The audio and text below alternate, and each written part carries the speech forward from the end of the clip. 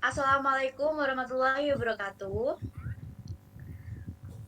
Perkenalkan, kami dari kelompok MAT yang beranggotakan saya, Cindy Esa Ambarwati dengan NIM A112021 13322. Saya Abdul Qadir Faiz Azizi dengan NIM A11 2021 13354. Saya Fitwani Kaputra dengan NIM A11 2021 13397.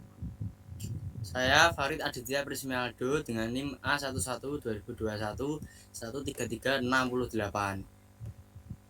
Saya Bayu Haji Rawan dengan NIM A11 2021 13339. Baik, di sini kami akan mempresentasikan hasil diskusi dari kelompok kami yang berjudul virtualisasi dan kontainerisasi.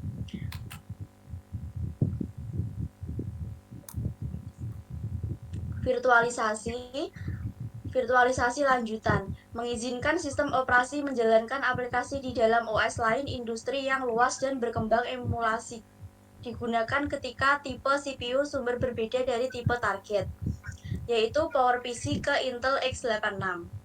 Umumnya, metode paling lambat ketika bahasa komputer tidak dikompilasi ke kode asli.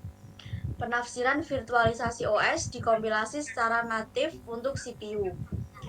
Berjalan tamu OS juga dikompilasi secara natif dipertimbangkan menjalankan VMware WinXP tamu. Masing-masing menjalankan aplikasi, semuanya asli WinXP, tuan rumah OS VMM, menyediakan layanan virtualisasi kasus penggunaan melibatkan laptop dan desktop yang menjalankan beberapa OS untuk eksplorasi atau kompatibilitas laptop Apple, menjalankan hostmatch OS X. Windows sebagai tamu mengembangkan aplikasi untuk banyak OS tanpa memiliki banyak sistem aplikasi pengujian GA tanpa memiliki banyak sistem menjalankan, dan ini mereka juga menjadi tuan rumah, tidak ada host tujuan umum. Implementasi VMMS, variasi lainnya daripada virtualisasi penuh termasuk VMM untuk mengoptimalkan kinerja pemrograman virtualisasi lingkungan. VMM tidak memvirtualisasikan perangkat keras nyata, melainkan membuat sistem virtual yang dioptimalkan digunakan oleh Oracle, Java, dan Microsoft.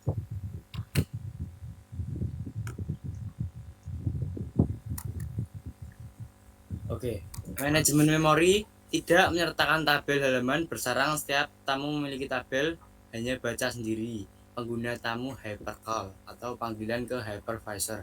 Saat perubahan tabel halaman diperlukan, para virtualisisme memungkinkan virtualisasi CPU, x86 lama, dan lainnya tanpa terjemahan biner tamu. Harus dimodifikasi untuk menggunakan run on para virtualis VMM, tetapi pada CPU modern X tidak lagi memerlukan modifikasi tamu. Tidak lagi para virtualisasi jenis VM, emulasi cara lain atau lama untuk menjalankan satu sistem operasi pada sistem operasi yang berbeda. Virtualisasi membutuhkan CPU yang mendasarinya sama dengan kompilasi tamu. Emulasi memungkinkan tamu untuk berjalan di CPU yang berbeda. Diperlukan untuk menerjemahkan semua instruksi tamu dari CPU tamu ke CPU asli emulasi. Bukan virtualisasi, berguna ketika sistem host memiliki satu arsitektur, tamu dikompilasi untuk arsitektur lainnya. Perusahaan mengganti server lama dengan server baru yang berisi arsitektur CPU berbeda, tetapi masih ingin menjalankan aplikasi lama. Tantangan kinerja. Urutan besarnya lebih lambat dari kode asli mesin baru, lebih cepat dari mesin lama, sehingga dapat mengurangi perlambatan. Sangat populer, terutama di game di mana konsol lama ditiru dengan yang baru jenis VM. Virtualisasi lingkungan pemrograman juga tidak benar-benar virtualisasi, tetapi menggunakan teknik yang sama. Menyediakan fitur serupa bahasa pemrograman dirancang untuk dijalankan dalam lingkungan virtual yang dibuat khusus. Misalnya, Oracle Java memiliki banyak fitur yang bergantung pada pengoperasian mesin virtual Java. Dalam hal ini, virtualisasi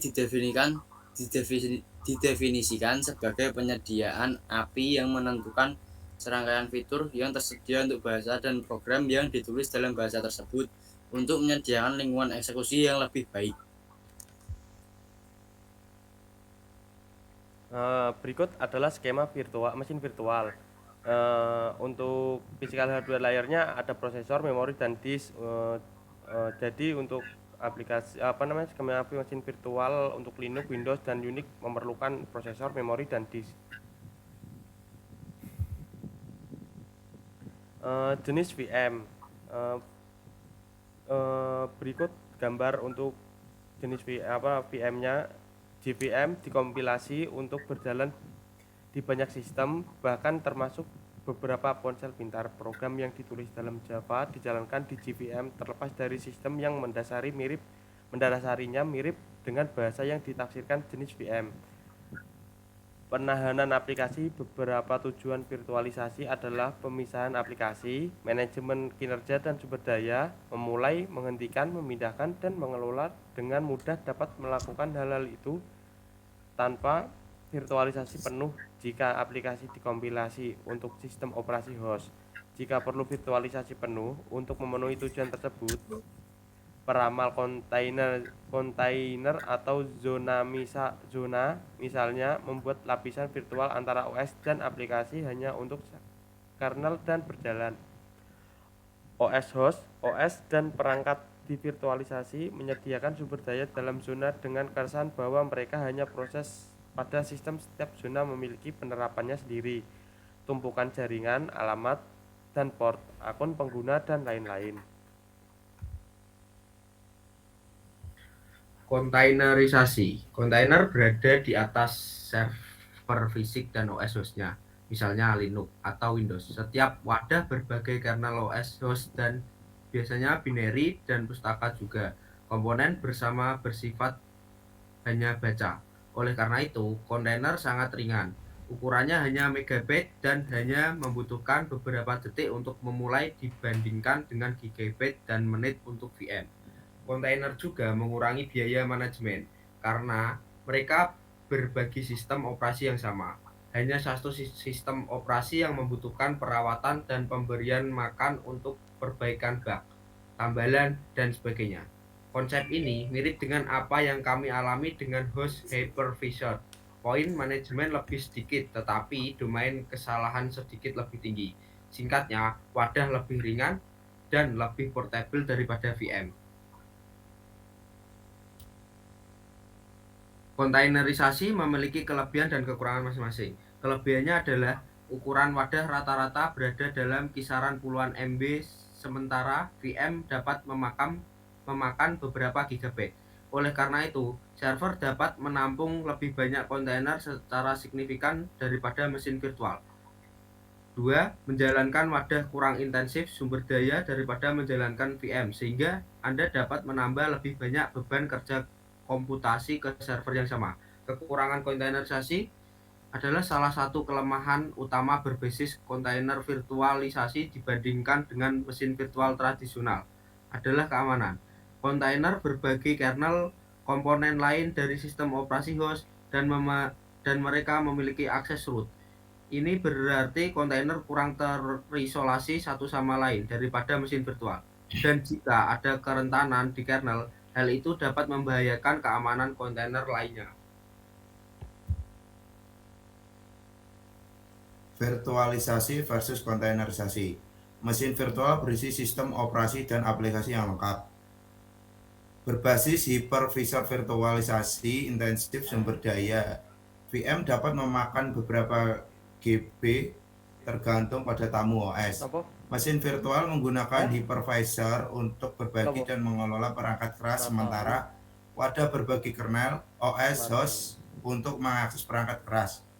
Mesin virtual memiliki kernel mereka sendiri dan mereka tidak menggunakan dan berbagi kernel OS host. Oleh karena itu, mereka terisolasi satu sama lain pada level yang dalam. Mesin virtual yang berada di server yang sama dapat menjalankan sistem operasi yang berbeda. Satu VM dapat menjalankan Windows, sementara VM di sebelahnya mungkin menjalankan Ubuntu.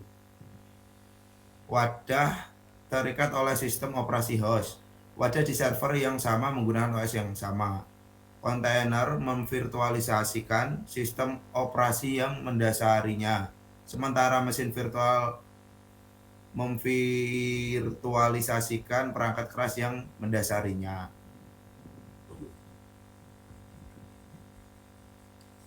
Sekian dari kelompok kami. Terima kasih. Wassalamualaikum warahmatullahi wabarakatuh. Waalaikumsalam warahmatullahi Waalaikumsalam warahmatullahi wabarakatuh.